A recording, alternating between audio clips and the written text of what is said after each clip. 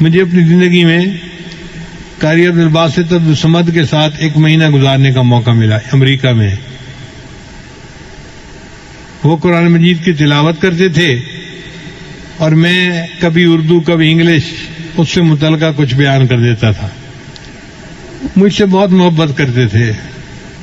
وہ میرا نام نہیں لیتے تھے, انہوں نے میرا نام رکھا ہوا تھا رجل صالح. ہمیشہ پوچھتے تھے این رجل صالح. نماز پڑھانے کا وقت آتا میں انہیں کہتا جی کہ آپ نماز پڑھائیں. وہ کہتے یہ کیسے پاسبل ہے کہ آپ کی موجودگی میں نماز پڑھاؤں, آپ پڑھائیں گے.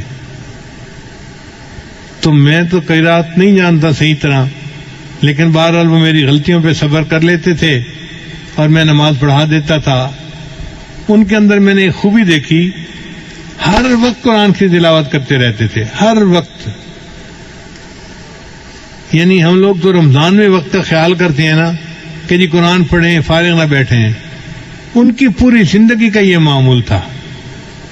ہم نے اندازہ لگایا کہ وہ شاید ایک قرآن مجید روزانہ پڑھنے کے عادی تھے. ان کے بیٹے سے ہم نے پوچھا, اس نے کہا جی ابو تو ہر وقت بیٹھے قرآن پڑھ رہے ہوتے ہیں, امی کوئی بات پوچھتی ہے تو وہ تلاوت کو ایک جگہ روک کر جواب دیتے ہیں, پھر پڑھنا شروع کر دیتے ہیں. امی کہتی ہے ان سے تو بات کرنے کا مزہ ہی نہیں ہے, جواب ہی نہیں دیتے صحیح طریقہ سے. اور ان سے پوچھیں تو وہ کہتے ہیں بھائی میں اللہ کا قرآن پڑھ رہا ہوں, مجھے باتیں کرنے کی ضرورت ہی کیا ہے, مجھے کوئی ضرورت نہیں باتیں کرنے کی. ہم دن رات کے کسی بھی حصے میں جب گئے ان کو ملنے کے لیے, ہم نے دیکھا کہ وہ بیٹھے قرآن پڑھ رہے ہیں. میں نے اپنی زندگی میں اتنا قرآن پاک پڑھتے بہت کم لوگوں کو دیکھا ہوگا. ایک بات مجھے اکثر جو ہے وہ پریشان کرتی تھی کہ اگر نیکی ان کی طبیعت میں اتنی ہے, کوئی فالتو بات نہیں, کوئی دنیا کی بات نہیں, سیاست کی بات کرو تو وہ ایسے بونگے بن کے بیٹھے ہوتے تھے جیسے پتہ ہی نہیں ان کو کیا ہو رہا ہے, کوئی دلچسپی تھی نہیں, تو یہ داڑھی کیوں مڑتے ہیں؟ تو بعد میں انہوں نے کہا کہ علماء جو مصر کے ہیں ان کو ایک علمی مغالطہ ہے, وہ داڑھی کو سنت نہیں سمجھتے یا واجب نہیں سمجھتے جس طرح ہم سمجھتے ہیں. وہ سمجھتے ہیں کہ داڑھی اس لیے رکھی جاتی ہے کہ مرد اور عورت کے درمیان فرق ہو سکے, دیکھنے سے پتہ چلے یہ مرد ہے اور جس کی داڑھی نہیں یہ عورت ہے.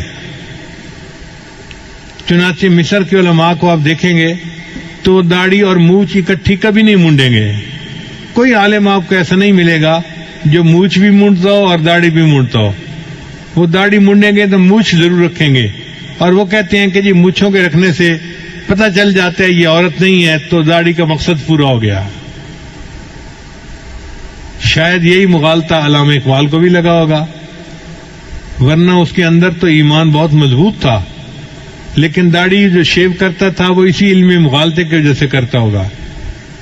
اس لیے مصر میں جو مفتی اعظم ہوتا ہے وہ بھی داڑھی منڈا ہوتا ہے.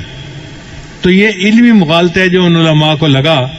ہمارے علماء کو اللہ تعالیٰ نے اس میں بہت صحیح جگہ پر پہنچایا, اور انہوں نے لکھا کہ داڑھی رکھنا تو واجب ہے, البتہ 1 مٹھ تک اس کو بڑھانا یہ سنت ہے, اور صحیح مسئلہ بھی یہی ہے. تو بہرحال ان کی ہم نے قرات مختلف موقعوں پہ سنی. ایک دفعہ ہم نے ایک جگہ کھانا کھایا تو ایک ہمارے دوست تھے, وہ قاری صاحب کو کہنے لگے کہ آج سورہ الرحمن کی تلاوت سنائیں.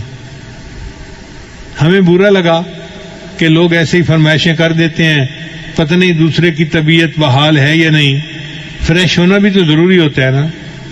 لیکن قاری صاحب سنبھل کے بیٹھ گئے اور انہوں نے سورہ الرحمن کی تلاوت کی اور دل خوش ہو گیا. کیا اللہ نے ان کو آواز عطا کی تھی. ہم تو پاس بیٹھ کے سنتے تھے نا ایسے. جو آپ کیسٹوں میں سنتے ہیں وہ ہم پریکٹیکلی ان کے پاس بیٹھ کے سنتے تھے. تو میں اللہ کے اس جو ہے وہ نعمت پہ حیران ہوتا تھا, یا اللہ آپ نے ان کو کیسی مترنم آواز دی ہے, کیسا گلا دیا ہے جو قرآن مجید کو اتنا خوبصورت طریقے سے پڑھتا ہے. نبی صلی اللہ علیہ وسلم نے ارشاد فرمایا تم قرآن مجید کو مزین کر کے پڑھو, یعنی اچھے طریقے سے پڑھو.